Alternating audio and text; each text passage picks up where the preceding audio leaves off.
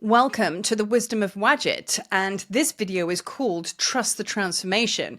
Now, first of all, can I just say, I am not a stranger to channeling deities, especially Sekhmet, Isis, whatever. Do you know what I mean? And it's like, I get very, very clear directive from them when I channel them. And especially Sekhmet, she's my most powerful connection. But now this connection with Wadjet is next level. I have never, let's play that game because I always play this, never have I ever had such close directive and been like literally, I feel like Wadjet is literally walking along with me. She's sitting here and she's like, go there, do this. Now I get very clear directive from Sekhmet, but not like this. So this tells you two things. We are very close to the embodiment of that Wadjet wisdom or that Wadjet energy, which is our Kundalini. And second of all, you're like, it's like, it's happening. That transformation and really, really coming into the full embodiment of, you know, star being in physical form. What does your life look like? It's happening. So all the work you've done, it's now coming to a point, right? Now, for those of you that don't know anything about Wadjet, just a brief introduction of her, because there's a video I did the other day, and there's some that I did quite some time ago about Wadjet. Wadjet is a serpent goddess. She's a snake goddess, and she's a protector of Lower Egypt. Her sister is Nekbet, who is a vulture goddess, and she's Upper Egypt. But they're the protectors and upholders of Ma'at, like Sekhmet. Now, Sekhmet and Wadjet are very closely related. You'll sometimes find that Sekhmet is referred to as Wadjet or the other way around, because they're two of the same. You have Sekhmet with this fire energy of destruction and clearing, and then you have Wadjet, which is more like a lightning strike. You know, she's a cobra. So when she expands her hood and she looks like that, like they call her the winged one, you know, and like Sekhmet, Lady of the Flame. So she's also connected to dragons as well. So we always expand the consciousness of these deities all the way beyond Egypt, which is what they've been asking for. Even ayahuasca, when I met her, even though I hadn't ingested her, when I met her in Egypt, she was like, the first mistake you made is thinking I was just of the Peruvian jungle. And I was like, oh. And she was like, I'm divine feminine. I'm everywhere, honey. You know what I mean? And she taught me a very strong lesson, which I'll get into probably in a bit. But anyway, going back to Wadjet, this is the Wadjet of wisdom. She's walking very strongly with us and very closely with us, literally walking us through step by step of this transformation process. Now I am going to refer to that thing about Egypt. Now, everything I share with you isn't just Marie's storytelling and going, oh, that's really nice. What's going on in Marie's life? No.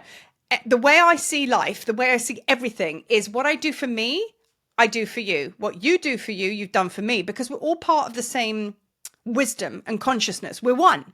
So we're not separate of each other. So if you go through something really, really heavy and traumatic and intense and you come out the other side, ultimately you've done that for humanity and the whole thing, right? The same with me. If you're feeling it, you're clearing it. So once you complete on that walk, then through that, then of course that's transformation, a micro transformation that basically gets put into the grid. So we're all working with a powerful contribution and that's where we come together as one.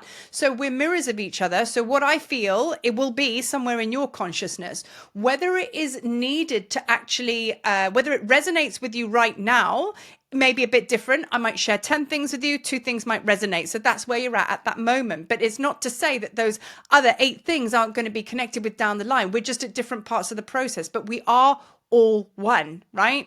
So as I share this video, I've got 3 dreams that happened in 3 consecutive nights, which is extremely, this wasn't going to be one of my planned videos, but I completed on the final dream last night. And Wadjet was like, you're sharing this now. And I've got another channel that I'm going to be sharing in the community post, which is very much backing up what Wadjet is saying.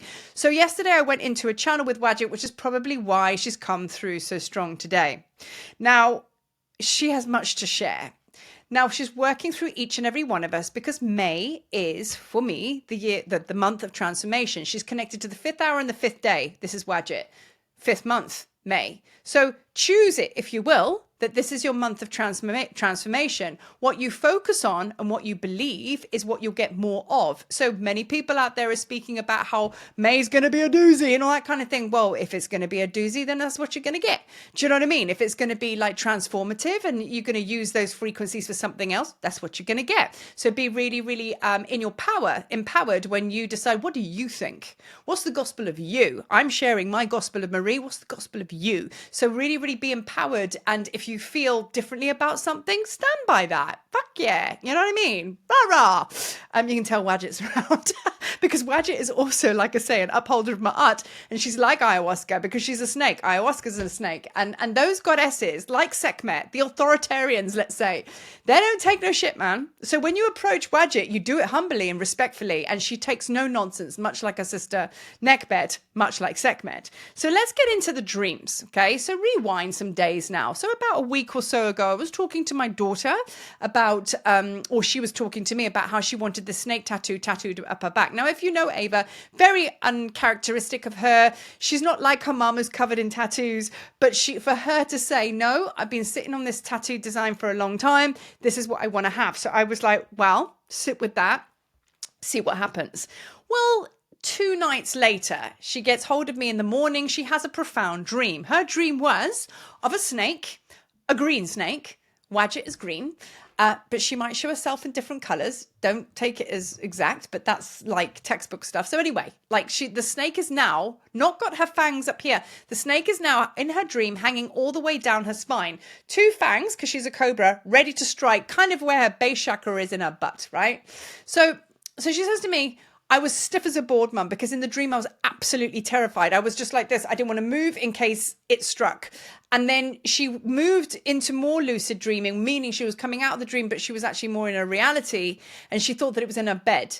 So without realizing, she was stiff as a board. That whole day in waking time, she actually was so sore and tired in her body because she'd been like this, you know? So now what's all that about? Fear that this snake will strike. So let's go deeper into that medicine, because it's a snake medicine. What happens when the snake strikes and bites you? You embody the medicine. When you embody the medicine, then you become, and then everything changes. And it is absolutely intense, specifically snake medicine. And I believe snake medicine is the ultimate of where we are right now. You know what I mean? Yeah, we can embody your like lion energy and all that kind of thing. The Kundalini energy, the divine feminine power, comes in the serpent, whether you're a man or you're a woman. It does not matter. You don't have to be a woman just to be able to experience this, because union is for all of us, right? So the men are going to be feeling this surge of divine feminine power, as us women are, which is why so many of us are kind of going to places like Avalon and all these sacred sites, which really embody the goddess energy, right? Because that's what snake energy is.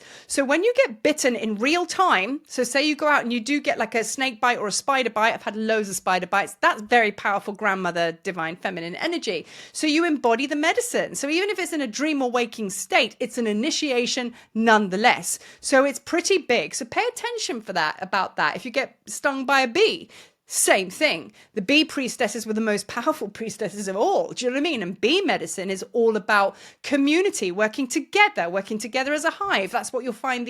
There's a lot of priestesses that have dedicated themselves to the bee mystery, as it were, which is the bee goddess energy. So anyway, going back to the snake dream. So that was Ava's dream. So I was like, this is very interesting that she's going through this. So we had a big conversation about that. The next night, I have a dream, okay? And I have a dream about snakes everywhere. They were like laden on the bumper of a car. There were snakes everywhere. Now, cars are your spiritual vehicle. Time to move. And then there were my dogs. And their snakes were all around the dogs. And in the dream, I was calling the dogs going, come on, come to me.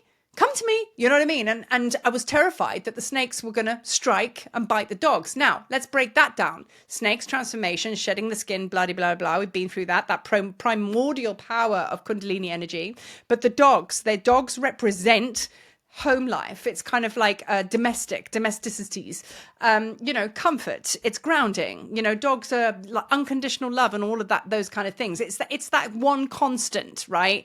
Man's best friend and all that kind of thing. Cats, different story. Do you know what I mean? They just suit themselves. But dogs, right? So there we are. So there's Marie's symbolism of her comfort zone. And there's these snakes that, again, like Ava's dream, very fearful that they're going to strike the dog. So what does that mean?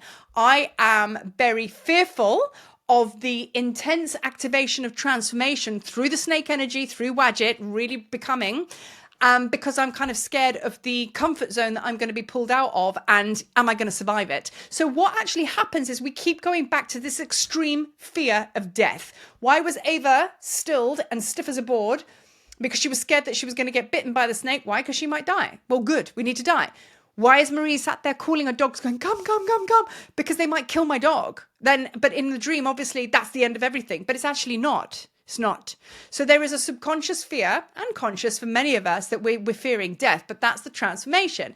You know, with Ceridwen, who is a powerful goddess in Avalon, she's the keeper of Awen, which is, all about inspiration and transformation and change. That's what all of the teachings are all about. This ability and this alignment of us to be able to slither like a snake, be connected to the cosmos, be connected to the earth, because remember, snakes slither on their bellies, so they connect to the earth energies and the frequencies, which is where ley lines come from. And then you have the cosmos. So it's that pure balance. It's that union, is it not? Right? So this is what we're fearing. That union is like, oh my God, what's going to happen? Everything's going to have to change, and my comfort zone is going to be absolutely annihilated. But I'm going to find a new comfort zone. Well, it's not actually going to be a comfort zone. It's going to just be expanded reality, completely different. So I'm not going to be guarding that reality through fear, but I'm guarding this one through fear, if that makes sense. Third dream number 3. So this was last night concluded. Yesterday was a day. So we are on the 8th of May today. Yesterday was the 7th of May. Go figure. Powerful energy of completion that I felt yesterday. I felt everything just concluding and coming into oneness, right? And I was just like, wow, I felt like I just graduated. And I was like, that's a weird feeling to have. But on the other side of it, yesterday in real time, my physical body was so sore, and I was literally drained, brain, physical, everything. And I was like, God, I feel like I'm dying. There we go. Death and transformation. So it's happening no matter what. We're moving in cycles. So last night I went to sleep and I had another dream, power of 3. And the dream I had last night was Ava, my daughter, actually died. She didn't die in my dream. It was the aftermath that she had gone. And that aftermath was actually compounding my grief. It was so real that I woke up crying this morning, because I can still feel it in my heart, the sadness, this absolute sadness. And, I've got some points that I'm going to share with you that's going to back up this medicine, because this is not for anything for you to do. This is purely for awareness, for you to understand what's going on, so we can walk the steps through and not feel it. I've said it before in other videos. I'm the one that will be walking across the river and I'll say, there's a wobbly rock there. Don't stand on that wobbly rock because I just fell in the river. And I'll kind of mark out the steps, see how you go, see if you want to cross the river in the same way as me. We should be okay, right? So anyway, I'll come back to this dream and the grief was real. It was so real, to the point where I was just like, I need to check if she's okay. Our dreams, when somebody dies in our dreams, it's not usually meaning that, means something completely different. So with that, Ava dying, I was propelled into my absolute grief. And, I want to share something with you here that I wrote. I've been writing ever such a lot this morning. My goodness. Okay, spiritual initiation. So letting go of something deeply loved or familiar, even if it brings grief. So Spirit brought to me, or rather Wadjet brought to me, my absolute worst. I mean, imagine, awful. My cat obviously was killed by a snake. That was one of the medicines with this, which dovetails with my daughter in the dream being killed and she died. And that all brings the grief and everything to the surface. But that just stories. Those are just stories. But the feeling is real. And it's that grief feeling that we need to purge. Now, a lot of these things are happening in your dream state, because, imagine me and Ava trying to process these 3 dreams in real time. God, no, there's a reason why you've got this divine intelligence working for you, which is your higher self saying, listen, we're not going to do this in this time. We're going to do it in sleep time, because it's going to be too tremendous for you in the waking state, but we're still going to clear it. So trust and know that everything's happening in your dream state. It's clearing some big stuff, right? So grief in a dream is a holy release. It's a holy release. So whatever me and Ava have done in the past 3 days, we do for you as well. And whatever you've done, you do for us, and so on and so forth, right? So I'm sharing this with you because this isn't just a message for me. It's a message for you as well, that all of this stuff is coming up, and it's all down to the fear of transformation. So we are now at that critical point where Wadjet needs to travel all the way up your spine, Kundalini energy, and she wants to take her rightful place on her brow. That's what she said in her channel that I'm going to be sharing with you in a short while. And that's what's happening. But you can't bypass the shadow. You have to go down there to the deep initiation, and you need to come up to the surface, right? To be able to be sovereign. Standing there with Sekhmet, standing there with Wadjet, it's like, to be sovereign, you have to do the work. So the initiation rites are real, right? Can't bypass it, right? So now, from dependency to sovereignty, or codependency maybe. So maybe dependency, codependency to sovereignty. That's what I've written here. So these are all the dreams. And just, you know, like also what I feel is coming out in the wash, which Wadjet really brought home, is the lies that we through experience, we've told ourselves. So for example, when I came back from London, and like I say, empty nest syndrome's kids gone, and my cat Freya, who's my nearest and dearest familiar, was killed by a snake. Like for real, this wasn't a dream. And now I relate like that. I was angry. I was really upset. And I was like, oh my God, the snake took her from me. And I couldn't see past that. And still, I'm working on that because as soon as I shift that out of the way, Freya, my cat, is going, hey, look, Mum, look at me. It's time for me to go and change my form and help you in a different way. I feel her all around. So I do know that she's made that transition. But she's going, look at me. I'm going to do the best magic trick. I'm going to leave the earth plane. And guess what I'm going to do it with? I'm going to do it with the snake. Kapow. You're welcome. And I'm sat making, oh my God, completely missing the trick and the story and going, oh my God, my cat's died. And I'm like, you know, it's like, she's like, hang on a minute. You missed the point. So I know that that's what it is and I'm working towards it. But my point of sharing that with you is our relationship to snakes. We fear them. I love snakes, actually, to be honest. But I know a lot of people are terrified of them. Snakes, the Garden of Eden. We have been conditioned to think that it's evil and it's satanic or whatever it might be to block our power. The same as the connection to do with the 666. That's our connection to the I am presence. I mean, like, come on. So we have been conditioned to fear snakes anyway.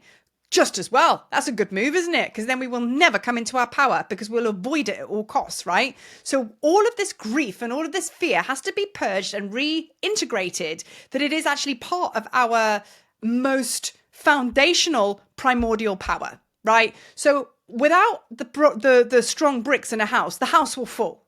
So the snake energy, the snake wisdom, this is what Wadjet is saying. She comes up your spine and she's here, right? She now stands tall and there is just zero fucks given up here. Boom. You know what I mean? But we're too busy trying to fight the integration and the embodiment of her medicine, which is the absolute core of us at all costs. So what I wish for us for this month, because like I say, every month I open up on YouTube, I create like a sacred circle. What we are wishing for, intending, bringing into the sacred circle, that between us, we transmute all of this old energy of fear of snake medicine, fear of Wadjet, fear of our Kundalini power, fear of the goddess energy, fear of the feminine. So we're clearing all of that. Thank you, Spirit, you heard me. And, you know, also as well, here's my altar. I changed my office around. So it used to be over there. And here we have Wadjet. And here we have Sekhmet. And this is the whole thing. And this is who I've been talking to. And this is why my dreams have gone crazy mad. So it's happening. It's happening. So this is the wisdom of Wadjet. You know, trust the transformation. So we're going to walk through this together through the month of May. Now, just on that, I would like to make an announcement that on the Tablets of Light Avalon, my priestess with the pimple group, sadly, one of my priestesses have had to pull out. So we now have one space available for anybody that actually feels and senses that they could be ready for that kind of like experience, because we're meeting on the Lion's Gate and we're going to be on the sacred lands of Avalon. And the reason I bring it in on the Wadjet video is because she has told me very no uncertain terms that the serpent energy is the ley lines, and the cross sections of the ley lines is all through Avalon. When they have a cross section of a ley line, a dragon line is produced, which is the spiral, which is, you know, which is so to do with Wadjet and the snake. And snake is divine feminine and goddess, and it's Avalon is the land of the goddess. So as we all come together in that specific group, you know, we're all bringing a piece of the jigsaw puzzle. So do you feel possibly maybe that you might be going through something that is going to bring a valid energy and frequency to the group and for yourself personally? Because even though we're going to play as priestesses, we are also going to be doing some big work. But it's going to be coming from a sovereign place. It's going to be coming from, we're not broken. We're coming from a sovereign place. You know, Wadjet on the brow, Sekhmet, you know, connecting with all the goddesses like Keridwen, Hecate, you know, Morgan Le Fay, all of it, Merlin, you know, even though he's not a goddess. But you know what I'm saying? It's like dragon energy. So we're really going to play, but we're going to be incredibly powerful with what we've been through to date, which is why this is the first Avalon group that I'm doing. So sit with that. see what comes up and then let me know. Pop me a comment or pop me an email. But on that, I'm going to let the Wadjet wisdom settle petal, and there will be other videos that I'll be sharing because she's coming through so much information. So yeah, so together we ride on our dragons. Peace.